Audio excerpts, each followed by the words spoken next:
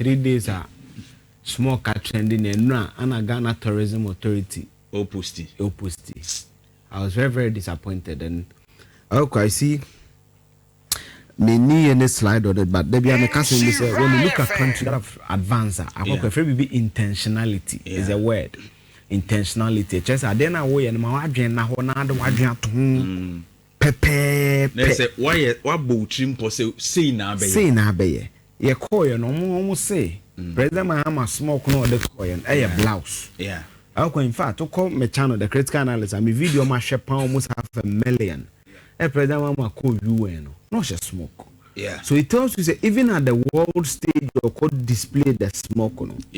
There are people they don't know much about smokes, but I carry fugu. Yeah. Next your former tourism agency no and no pay. President Mahama freeze am say no na trip near the office Zambia no. And no mu post. You see yenya papa. I am a can I'm for say be hash. But yenya papa. Ya dream na ho. Yeah. I say we are not deliberate about anything. Now say I show speed by a brand ADA. Yeah. What's the president? I can also Nimcracy was share bata museum or crowd. Then you see your book here one man up to match. April cry. Enra updates I buy as April. Obi visit Keku. Me na me nim da say was share bata museum because my bit me. And I leave say me pesca go ho. Some man time me that off. Na say baby men matre men nine matre answer 12 some men salo matre na haso nine matre aha a matre kwaya family aha a matre mamen komra because me I should speak said you mu na no so which means say am again yes book and wenya any ade yeah up to why after that no go on TikTok yeah. What follow no? What TikTok? One posting. Yeah. Now say President Mahama say e bronya yi. Man for be fia lodi na sama David. Yenko she baby na eja. Yenko dwetwe on call Crown Forest bi. A plus constituency. One of the creative Facebook page some start here. It's a what? Intentionality. Yeah. Yeah. Ya trend small kama ye no say ye call ye. Eno ne da ho no. Yes. It's now April. From April to April. Amamat montia. So wow. Obi visit keke boy me nyancho kra so di 30 minutes kra ho.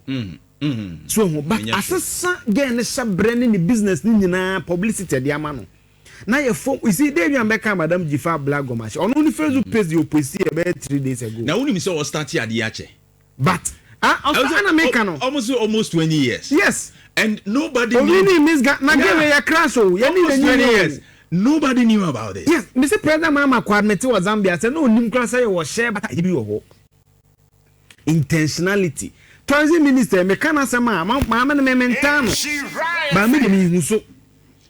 Ono ne personal Facebook post there. Oh yeah. But tourism authority no ba na akra ne ke bia mapewudi man ya bini ade ma ya short documentary anything. Ma talk about the history of smokes. Maba Joy FM, maba. You see, edu election obefre. Odisika, umma me 15 minutes bi. I know about President Ahmed Bana akra no, e bia get Ghana Export Promotion Center no. Oma ye train bia Bana no kan ka ba president before ma ko. Oma president ma aggressive occasion wo Lusaka ho. Smoke no match me smoke ni eni nsa no. Say na tie, na ye wo nsa no, the history behind it ni, material ye di ni. And ye those am shirt bi bi nim say Jeff bo hu akom Facebook a.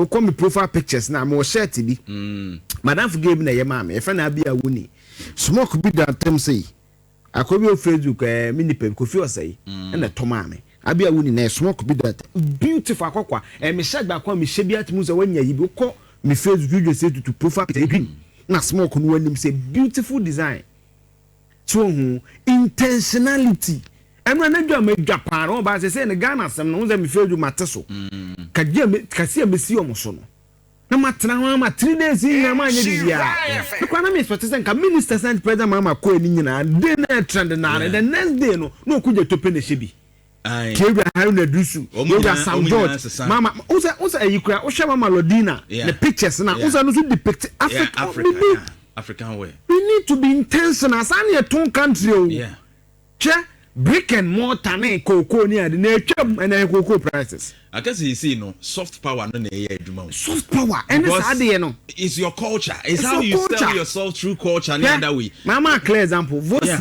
buy last year, madam, for no 2 years, 100,000. I'm doing the carry the voice them, and the voice in a good 200,000. Because you see, no, as adults will be a amount for 2 years. So will be a to be. It is intentionality. Baby. You see, it's about intentionality. President, mileage say. And Zambia is a relatively big country. Yeah. And you see, Zambia is in East Africa. So there's a high propensity that Kenyans will be interested. Yeah. Tanzanians will be interested. Ugandans will be interested. That makes the opportunity. No? Yeah, and she said the pictures and they are the talk. The foremost authority. And you see, many presidents may buy and tourism leaders. This one. Atari way now can. Atari way. We see joining Facebook in Nhyira 104.5. You're live on YouTube. Atari design here, come on. Or what ye? Yes, I be a winner or remember my sizes, no, not wapambia. So beautiful, very beautiful. Intentionality. We African. And maybe I be Kusantana there. We had the Bama, no, the boss, no, me, and cannot cray. You may say whatever you have to say about the Kufuor, but one area, you can never blame a Kufuor and answer because of you of 10 and I just for your production because when you're not here, BBC, you of 10. Just Google BBC, you of 10 Ghana. When you look at the numbers of BBC and BBC, BBC, a world established media platform. When you look at numbers on which channel by you of 10, it is good. A brand and brand strategies for brand the champion. The campaign strategy brand BBI. If I'm a question, CEO of Ghana Tourism Authority. Right. Yes. Oko Ghana Tourism, Ghana Tourism Authority, they are the same strategy GFA. Now Ghana National Authority. Me call once be beautiful. He worked. One agency akokwa under president for me Ghana. Oman renovate Kwame Nkrumah Museum. Who's an eye? Yeah, Oman come up. It's a good for the debate tourism. You may say whatever, but he did well. And so far, I mean, conform me whom we. Mama no hold me who because I be could you or talk on the Facebook articles trying to promote a year there. Me who more can ye. May get into December, me who say my means ye close here. Maybe defend it. You better take man kasi. Why do you do renovation in a festive period? Only a certain time and a month over. I did a present mama here, and you see people are not being smart. Yeah. Me catch us and me farmer face 2 way. Me nimni pen na kasa papa no. So this is the report. Ghana's 2019 year of return was a major initiative. Yes. Okay. Yes. We credit no where Wikipedia then can me per BBC article. This is a Wikipedia. Revenue Ghana nyaye. And yeah, they says can be an idea as I renovate. Okay, so Salaga slave market is on renovation or. The pictures are there just to go out. I think say Osei-Tutu BBC. So I think no, me per BBC where like Wikipedia site I want the BBC article and I hope I'm on the major renovations in there. Kakum say renovation ni bi oho. So I hope na make up a president man shade. In 1 year, me man 3 instances he has promoted locally made. Yeah. Come forest there, no pa check it. President na President Mahama beda be president of a country beda or restaurant that they say okay article we are the impact the bread Ghana and yes am keto am say check it 2026 no nya Eugene dey be Ghana ma be chief check wo me ma source na so check bi just read BBC you of 10 na mo tete ho na mo tete ho munye intentional by anything ba na akokwa what we take say Kumase ya yes small fair bi small fair bibibi ya pay price bi atete so bi am be bi. Oh, I need be a quadrant one won't say. Obi one won't say. Yeah. We could revenue here. I'll quite my affair, no baby. Must have a year as a better no. Obi an for 500 mra. Quite very difficult. Baby. Oh, intentionality. Mr. Papa. The second come in every day, I can't mean for to for the say, no, then needs to have a good report card. Yeah. And people must be intentional. Especially tourism me whom we. Ena mama no kwa minim di mi hu mu ye twisi akwa hade zifa can forest okoye ehye den ya obi wo ho bia no wedding descend bi because president mama koda na we come na ba bia president beda de na you just say me me den na me because meet me na ho it will take a certain security clearance, a certain something for you to how home a president. That president mama bench from sabi o ye be my on betu to kakra a basic security zone kakra. So for president to go to that facility, ama go one center say una a plus or be ma go one center nyina adwen den akoba bi wo no. Okay. Share bata here wo ye onya we ni my yanka. Yes, akokwa de he wo de da bi there we are. How many people be said can to share from President Mama Moko 2014, 2015, 2016 now here from 2017, 2018, 2019 year launching your return. But that's what I was saying. So akwa nanse he share bata here wa ye. Unsa asho from I show speed there no. Unsa no so turn on Zambia o. Into obi on Zambia after so why educated about smoke no. Or some education about share bata. But in fact, and now one your colleague ye. Oh, your colleague here or presidential affairs report, Maxwell Baba. What's the president mama ye interview take you almost 3 minutes extra smoke history. Yeah. Extra say any idea. Not yan take advantage. Yeah. The foremost tourism agency no yan take care. And no yan no mu post it. Me bo obi anko check Facebook page. And no na president mama ye free no. And no mu post about it. After the moment say ambassadors here then I want to applaud the various other sector agencies no o my ade tourism agency no head dem say so me ade do konkwa and no pay me ba me the beautiful picture of Ambassador Victor Smith, very beautiful, the US ambassador. Come 14 hours ago no post here 14 hours ago I know no so na president ma me fro Ghana Tourism Authority 14 hours ago no mu post. But to share Ghana ambassador, Washington, they keep posting. Yeah. And you're beautiful. And Zania Maniama San, diplomats, no so say the embassies. Oh, and Ghana ambassador to Netherlands. Yeah. Said Ghana ambassador to no presented the credentials, on also share smoke. And a Payame ambassador Victor Smith, very beautiful. On no such smoke. And you're beautiful. You take advantage. No, I friend Tonwanko see. 6 months independence no on say we nu nyina no creativity.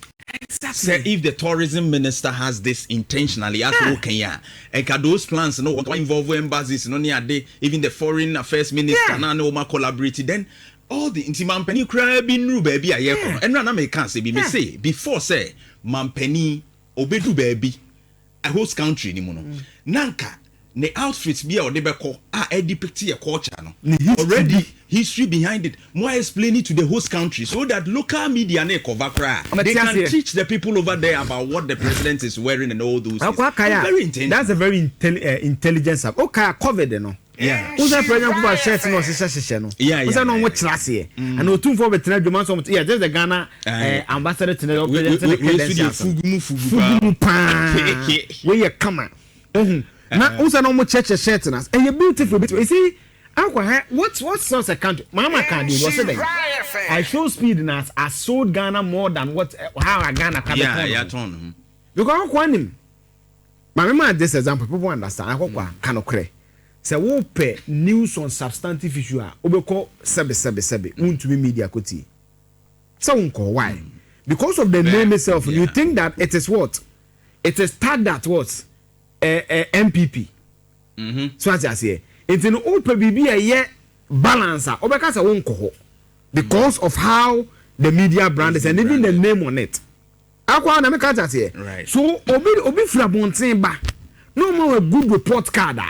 That is a better endorsement of your tradition and your customs and what you have. So what do you want to mean? It says, media be a politically inclined, be a politician, be costly for be a political line. Yes, because you know the owner is a politician. You may think you always have that view about them. Sure, the perception. Remember, XYZ, Nhyira, Honorable David. You always do it as NDC. Yeah. No matter how they try to be neutral, people always because of the ownership. Yeah, sure. But if Rabontimba. Now, obey our endorsement. Now, it gives a further credence to the thing. Yeah. And I president Mama Koko Zambia. So for me, I'm happy. And when it said the next time we'll be a state visit, yeah. They are attire and everything must be branded. Yeah. And I can't brand the same but it must go with a certain tandem of culture. Yeah. Say shirt we am she no eningo pram for material efriha bacho munyam laptop ne mama eningo pram for say you be around do say tamale gewe na ye friend addition to bibi that it sells the country for an opportunity because a year of return ye near pay a CNN and all. Yeah. We spent over $200,000. Yeah. And it's telling you, says, you can't see advertising. Yeah. A car, we need to use some of these opportunities. Yes. Including the ISO speed buy. Yes. And then we get people who are influential. Country following. Yeah. Influential. Yeah. We can involve all of them. Yeah. We postika. Well, no credit. Our influential my 5 diplomatic but no my yard. But my dream say tourism authority. No, I don't know. I feel said they are as on we 2 mama call 4 and then 4 days old. Right. 14 hours ago. And I call post about. They are not smart, they are not intentional. Sure. I did our car by influencers. Rwanda, who's also Premier League and who's a match of visit to Rwanda. Google how much they pay to Arsenal. Yeah.